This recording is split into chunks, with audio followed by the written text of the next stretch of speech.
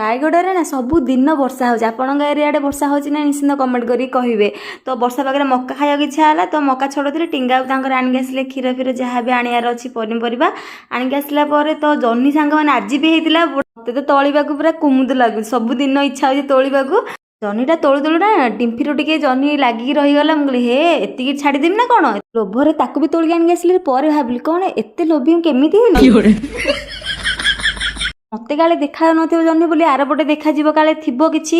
ଟିଙ୍ଗାକୁ କହିଲି, ସେଥିପାଇଁ ସେ ଦେଖିଲା, ପାଇଲେ ଦିଟା ଆହୁରି ବଡ଼ ବଡ଼ ସାଙ୍ଗମାନେ ଚାରିଟା ହେଇଥିଲା। ଘରକୁ ଆଣିକି ଆସିଲି ଖୁସିରେ। ସବୁ ଜିନିଷ ଦାନ୍ତରେ କାମୁଡ଼ିକି ଛିଡ଼ଉଥିଲି। ଟିଙ୍ଗା ମୋତେ ଟିକେ ପାଟି କଲେ, କିନ୍ତୁ କ'ଣ ମୋ ତ ଅଭ୍ୟାସ ହେଇଗଲାଣି। ଟିଙ୍ଗା ବାବୁ ଅଫିସ ଗଲା ପରେ ତାର ମୁଁ ରୋଷେଇ କାମରେ ଲାଗିଗଲି, ତ ଭଜାଭଜି କରିଦେଇଥିଲି। ଟିଙ୍ଗାକୁ ଫୋନ କରି ଗଲେ, ଧନ ତମେ ଖାଇତେ 3ଟା ମୋର ହେଇଯାଏ। ବହୁତ ରାଗ ଲାଗିଲା, ଏକୁଟିଆ ଖାଇବାକୁ ଇଚ୍ଛା ନଥିଲା, ବହୁତ କଷ୍ଟରେ ଖାଇଲି। ତାପରେ ଇଭିନିଂରେ ଆସି ମୋତେ ମନେଇବା ପାଇଁ ମଞ୍ଚୁରିଆନ ଆଣିଥିଲେ, ଯୋଉ ତ ଗୁପଚୁପ ଖୁଆଇଲେ ଛାଡ଼। ମୁଁ ରାଗିଗଲି ଖାଇବିନି, ବହୁତ କଷ୍ଟରେ ବୁଝେଇ ମୋତେ ଖୁଆଇଦେଲି ଫାଇନାଲି।